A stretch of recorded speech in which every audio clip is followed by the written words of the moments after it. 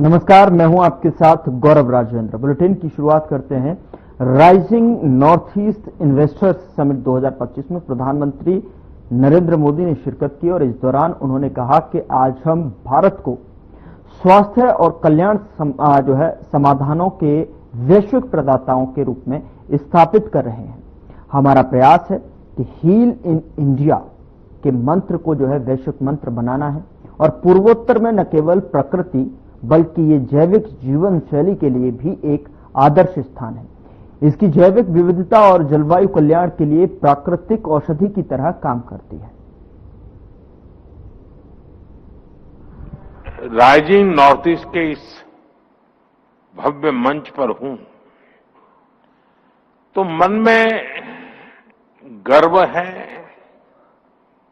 आत्मीयता है, अपनापन है और सबसे बड़ी बात है भविष्य को लेकर अपार विश्वास है। अभी कुछ ही महीने पहले यहां भारत मंडपम मैम ने अष्टलक्ष्मी महोत्सव मनाया था। आज हम यहां नॉर्थ ईस्ट में इन्वेस्टमेंट का उत्सव मना रहे हैं। यहां इतनी बड़ी संख्या में इंडस्ट्री लीडर्स आए हैं। ये दिखाता है कि नॉर्थ ईस्ट को लेकर सभी में उत्साह है, उमंग है और नए नए सपने हैं। मैं सभी मंत्रालयों और सभी राज्यों की सरकारों को इस काम के लिए बहुत बहुत बधाई देता हूं। आपके प्रयासों से वहां इन्वेस्टमेंट के लिए एक शानदार माहौल बना है। नॉर्थ ईस्ट राइजिंग समिट, इसकी सफलता के लिए मेरी तरफ से, भारत सरकार की तरफ से आपको बहुत बहुत शुभकामनाएं देता हूं। साथियों, भारत को दुनिया का सबसे डाइवर्स नेशन कहा जाता है और हमारा नॉर्थ ईस्ट इस डाइवर्स नेशन का सबसे डाइवर्स हिस्सा है। ट्रेड से ट्रेडिशन तक, टेक्सटाइल से टूरिज्म तक, नॉर्थ ईस्ट की डाइवर्सिटी ये उसकी बहुत बड़ी स्ट्रेंथ है। नॉर्थ ईस्ट यानी बायो इकोनॉमी और बाम्बू, नॉर्थ ईस्ट यानी tea production and petroleum, north east यानी sports and skill, north east यानी इको टूरिज्म का इमर्जिंग हब, नॉर्थ ईस्ट यानी ऑर्गेनिक प्रोडक्ट की नई दुनिया, नॉर्थ ईस्ट यानी एनर्जी का पावर हाउस।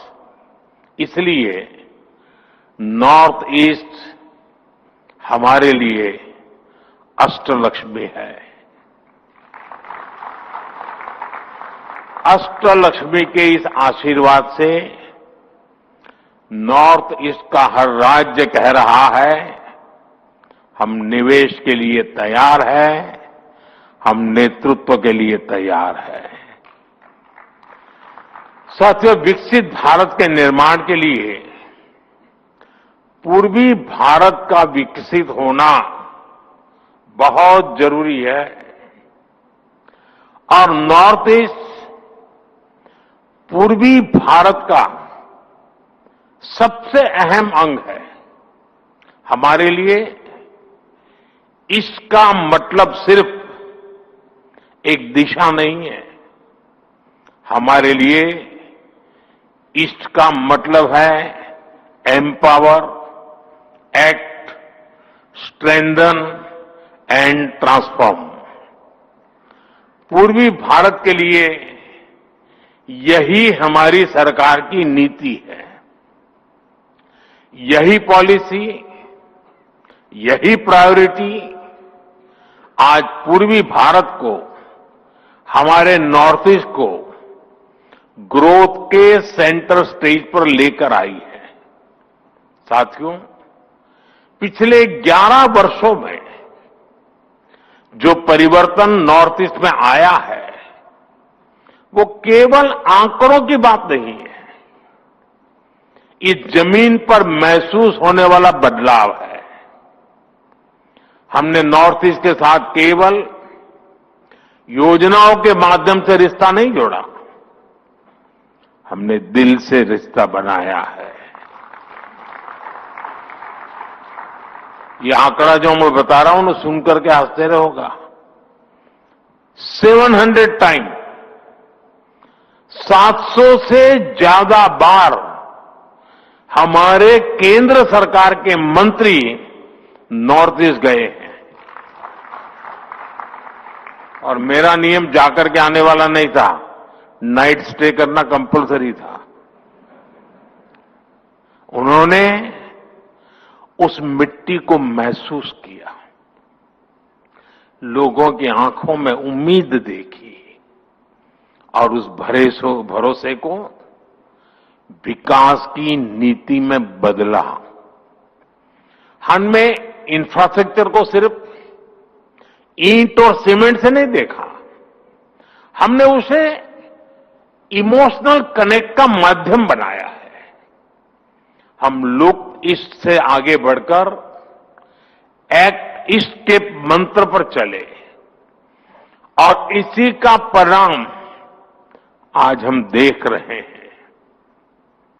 एक समय था जब नॉर्थ ईस्ट को सिर्फ फ्रंटियर रीजन कहा जाता था, आज ये ग्रोथ का फ्रंट रनर बन रहा है। साथियों, अच्छा इंफ्रास्ट्रक्चर टूरिज्म को अट्रैक्टिव बनाता है। जहां इंफ्रास्ट्रक्चर अच्छा होता है, वहां इन्वेस्टर्स को भी एक अलग कॉन्फिडेंस आता है। बेहतर रोड्स, अच्छा पावर इंफ्रास्ट्रक्चर और लॉजिस्टिक नेटवर्क किसी भी इंडस्ट्री की बैकबोन है। ट्रेड भी वही ग्रो करता है जहां सीमलेस कनेक्टिविटी हो, यानी बेहतर इंफ्रास्ट्रक्चर हर डेवलपमेंट की पहली शर्त है, उसका फाउंडेशन है। इसलिए हमने विदेश मंत्री डॉक्टर एस जयशंकर ने बर्लिन में प्रेस कॉन्फ्रेंस कर कहा कि मैं पहलगाम आतंकी हमले पर भारत की प्रतिक्रिया के तुरंत बाद बर्लिन आया हूं और भारत आतंकवाद को बिल्कुल बर्दाश्त नहीं करता है। भारत कभी भी परमाणु ब्लैकमेल के आगे नहीं झुकेगा और भारत पाकिस्तान के साथ पूरी तरह से द्विपक्षीय तरीके से व्यवहार करेगा। इस संबंध में किसी भी तरफ का कोई भी भ्रम नहीं होना चाहिए। हम जर्मनी की इस समझ को भी महत्व देते हैं कि हर देश को आतंकवाद के खिलाफ खुद की रक्षा के अधिकार है।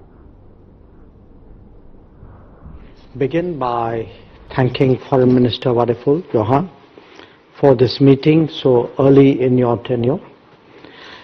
We in fact had a conversation, if I remember right, on your very first day in office, and the minister had called to express support as we were battling terrorism at that time.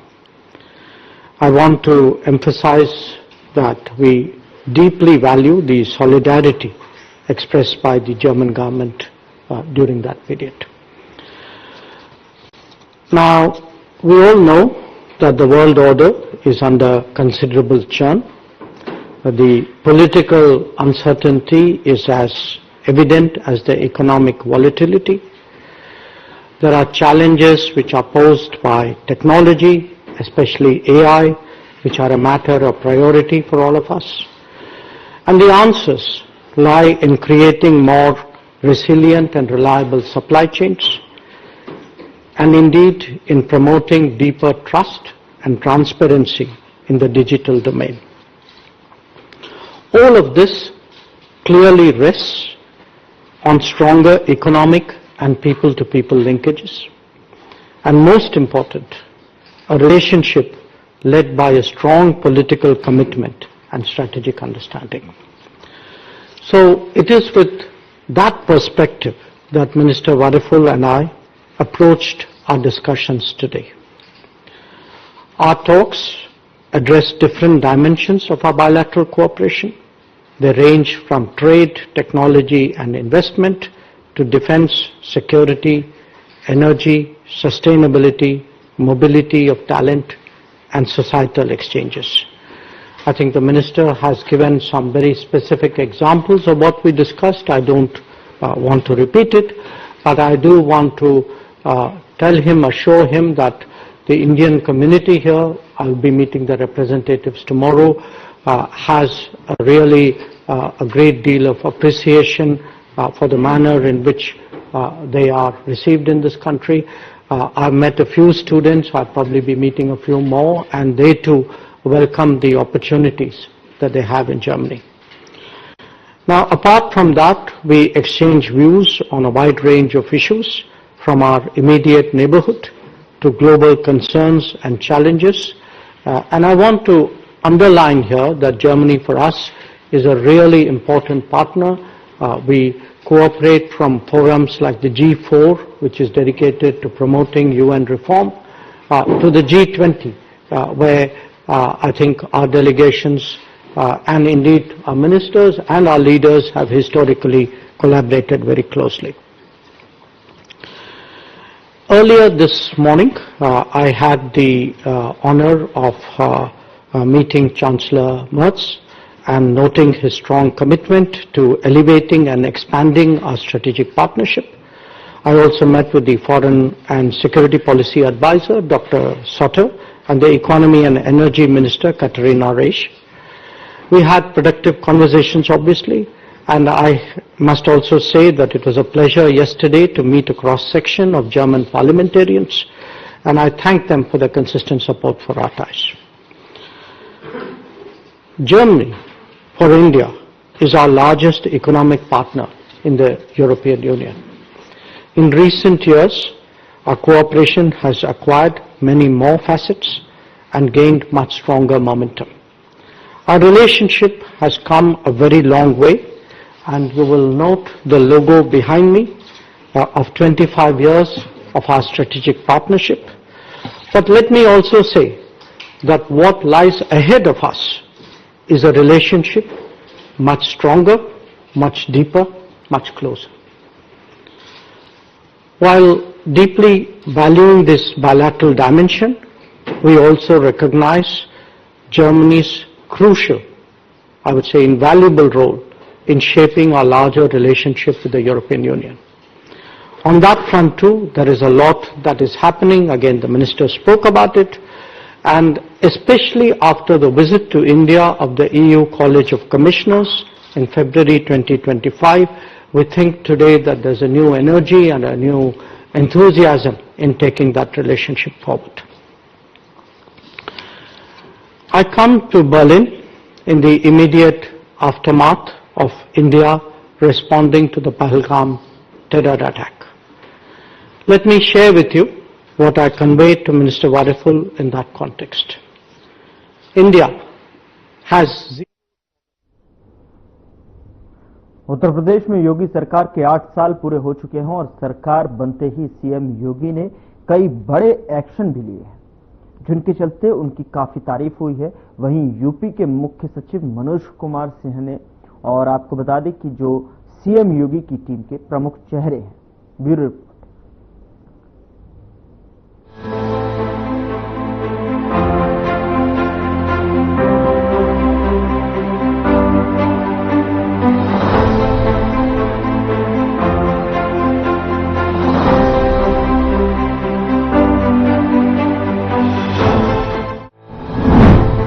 Uttar Pradesh में योगी सरकार के 8 साल पूरे।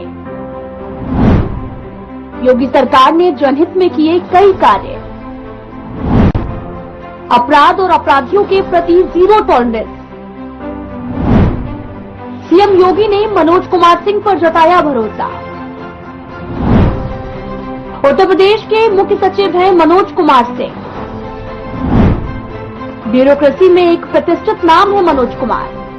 उत्तर प्रदेश में योगी सरकार के 8 साल पूरे हो चुके हैं। राज्य में 14 साल के वनवास के बाद साल 2017 में बीजेपी की सत्ता में वापसी हुई थी।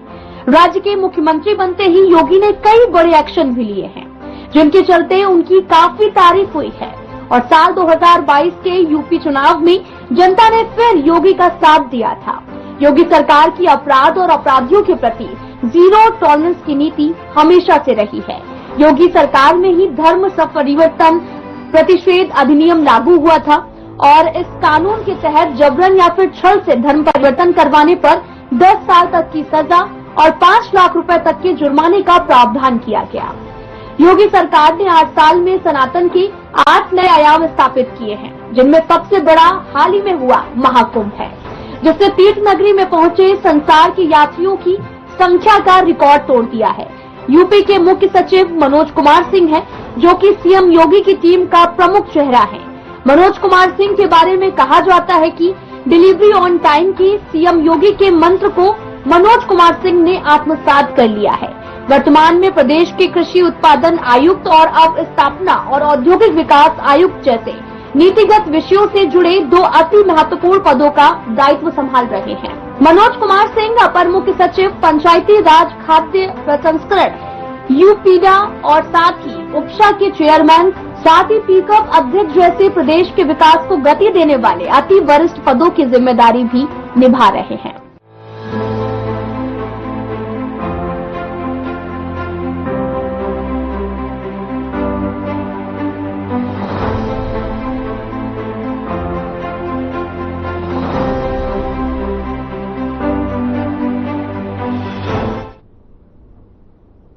मुख्यमंत्री योगी आदित्यनाथ ने अयोध्या के श्री हनुमानगढ़ी मंदिर में श्री हनुमत कथा मंडपम का उद्घाटन किया, जहां पर उन्होंने कहा कि मैं श्री हनुमानगढ़ी मंदिर के पीठासीन और सभी पदों से जुड़े हुए संतों का अभिनंदन करता हूं, जिन्होंने एक एक पाई को बचाते हुए एक कथा मंडप के बारे में सोचा, क्योंकि अयोध्या धाम में अब जो भी आता है कुछ जगहों पर जाने में वह कभी चूकता नहीं है। साथ ही उन्होंने कहा कि श्री राम जन्मभूमि श्री हनुमानगढ़ी में और सरयू नदी के घाट पर अक्सर इस बारे में चर्चा होती थी कि हनुमानगढ़ी का भी अपेक्षित विकास होना चाहिए।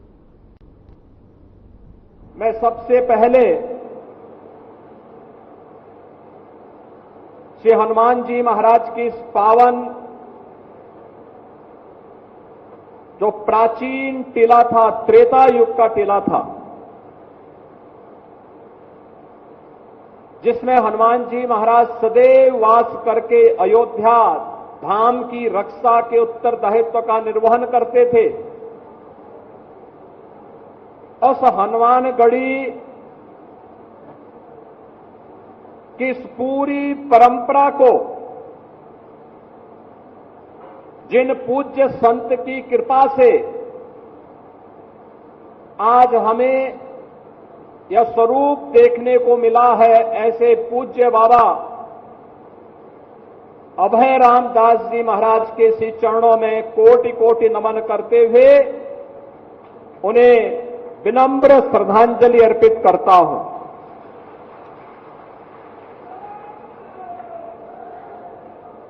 आज उनकी कृपा का ही ये परिणाम है कि जब उन्होंने वैष्णव अखाड़ों की इस जन्मभूमि पर भारत के सनातन धर्म की रक्षा के उस उत्तरदायित्व का निर्वहन करने के लिए इस परंपरा को आगे बढ़ाया, आज उसका यह भव्य रूप हम सबको देखने को मिल रहा है। जो आज श्री हनुमत कथा मंडपम का भी जो ये भव्य स्वरूप है, इसके पीछे भी बाबा अभय राम दास जी की ही वे भावनाएं हैं जिनके बारे में कभी उन्होंने सोचा होगा। बहनों और भाइयों, मैं अभिनंदन करूंगा श्री हनुमानगढ़ी के गद्दी निसीन और सभी पट्टियों से जुड़े हुए पूज्य महंतों का, संतों का, नागाओं का,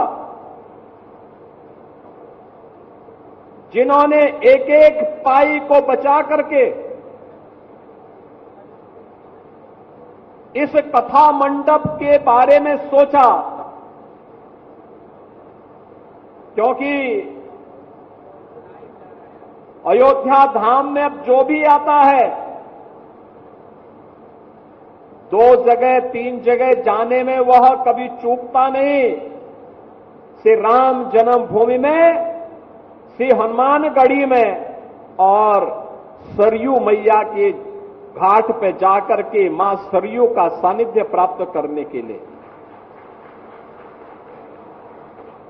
अक्सर इस बारे में चर्चा होती थी कि हनुमानगढ़ी का भी अपेक्षित विकास होना चाहिए। हम लोग भी बोलते थे ये होना चाहिए। कैसे होगा? क्योंकि एक ऐसी विरासत हनुमानगढ़ी के पास,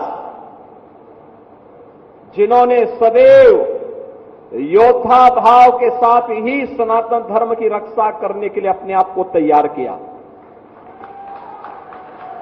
लेकिन वो योद्धा भाव आज नए भारत में बोधा के रूप में भी सबके सामने आ गया है। जब इस श्रीमद हनुमत कथा मंडपम के भव्य स्वरूप को हम देख रहे हैं, अब हर व्यक्ति बोलेगा हनुमानगढ़ी अब भक्ति और शक्ति के साथ साथ बुद्धि और युक्ति, क्योंकि कोई भी कुश्ती बिना युक्ति के नहीं हो सकती, वह बुद्धि और युक्ति का भी एक संगम बन गया है। सचमुच ये कथा मंडपम पूज्य बाबा अभयराम दास जी की भावनाओं को ही प्रतिनिधित्व कर रहा है। उनकी आत्मा जहां भी होगी प्रसन्न होगी कि देखिए मेरे आने वाली पीढ़ियों ने हनुमानगढ़ी के भविष्य को सुरक्षित बनाने के लिए, हनुमानगढ़ी के वैभव को श्री हनुमान जी महाराज की कृपा से जो वैभव श्री हनुमानगढ़ी के पास उमड़ रहा है, आम जन के विश्वास का प्रतीक बना करके उसे श्री हनुमत कथा मंडपम के रूप में और अब यहां पर होने वाले बड़े बड़े धार्मिक कार्य। बुलेटिन में मेरे साथ इतना ही, पर अब वक्त हो चला है डॉक्टर राकेश गुप्ता के साथ हमारे खास कार्यक्रम प्लस माइनस का।